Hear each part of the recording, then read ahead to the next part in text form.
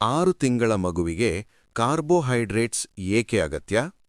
6 ತಿಂಗಳ ವಯಸ್ಸಿನವರೆಗೆ ಮಗು ತಾಯಿನ ಹಾಲು ಅಥವಾ ಫಾರ್ಮ್ಯುಲಾ ಹಾಲಿನಿಂದಲೇ ಬೇಕಾದ ಎಲ್ಲಾ ಪೋಷಕಾಂಶಗಳನ್ನು ಪಡೆಯುತ್ತದೆ.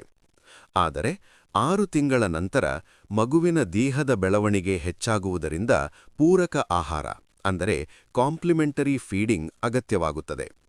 ಈ ಹಂತದಲ್ಲಿ ಕಾರ್ಬೋಹೈಡ್ರೇಟ್ಸ್ ತುಂಬಾ ಮುಖ್ಯವಾದ ಪಾತ್ರ ವಹಿಸುತ್ತವೆ. ಕಾರ್ಬೋಹೈಡ್ರೇಟ್ಸ್ ಮಗುವಿಗೆ ಹೇಗೆ ಸಹಾಯ ಮಾಡುತ್ತವೆ? ಕಾರ್ಬೋಹೈಡ್ರೇಟ್ಸ್ ಎಂದರೆ ಮಗುವಿಗೆ ಶಕ್ತಿಯ ಮುಖ್ಯ ಮೂಲ. ಈ ಕಾರಣಗಳಿಂದ ಅಗತ್ಯ. 1. ಶಕ್ತಿ ನೀಡಲು.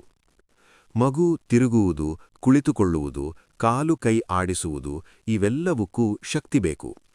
ಕಾರ್ಬೋಹೈಡ್ರೇಟ್ಸ್ ದೇಹದಲ್ಲಿ ಗ್ಲೂಕೋಸ್ ಆಗಿ ಶಕ್ತಿಯಾಗಿ ಬಳಸಲಾಗುತ್ತದೆ.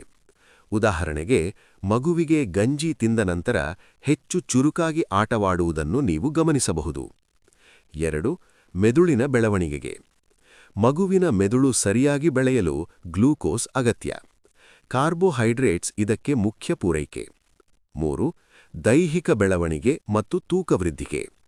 ಸರಿಯಾದ ಪ್ರಮಾಣದ ಕಾರ್ಬೋಹೈಡ್ರೇಟ್ಸ್ ಸರಿಯಾಗಿ ತೂಕ ಹೆಚ್ಚಲು, ಎಲುಬು ಮತ್ತು ಸ್ನಾಯುಗಳ ಬೆಳವಣಿಗೆಗೆ ಸಹಾಯ ಮಾಡುತ್ತದೆ. 4. ಜೀರ್ಣಕ್ರಿಯೆ ಸುಧಾರಣೆಗೆ. ಧಾನ್ಯಗಳು ಮತ್ತು ಹಣ್ಣುಗಳಲ್ಲಿ ಇರುವ ಫೈಬರ್ ಕಬ್ಜ ಅಂದರೆ ಮಲಬದ್ಧತೆ ಕಡಿಮೆ ಮಾಡಲು ಜೀರ್ಣಕ್ರಿಯೆ ಸುಧಾರಿಸುತ್ತದೆ. 6 ತಿಂಗಳ ನಂತರ ಕಾರ್ಬೋಹೈಡ್ರೇಟ್ ಆಹಾರವನ್ನು ಹೇಗೆ ಆರಂಭಿಸಬೇಕು? ಹಂತ ಹಂತವಾಗಿ ಆರಂಭಿಸಿ. ಮೊದಲ ದಿನ 1-2 ಚಮಚ, ದಿನಕ್ಕೆ 1 ಬಾರಿ. ಆಹಾರ ತುಂಬಾ ತೆಳುವಾಗಿರಬೇಕು. ಯಾವ ಕಾರ್ಬೋಹೈಡ್ರೇಟ್ ಆಹಾರವನ್ನು ಯಾವಾಗ ಪರಿಚಯಿಸಬೇಕು? 6 ತಿಂಗಳ ನಂತರ ಭತ್ತ, ರಾಗಿ, ಓಟ್ಸ್. 7-8 ತಿಂಗಳ ನಂತರ ಗೋಧಿ, ಸಜ್ಜೆ, ಜೋಳ.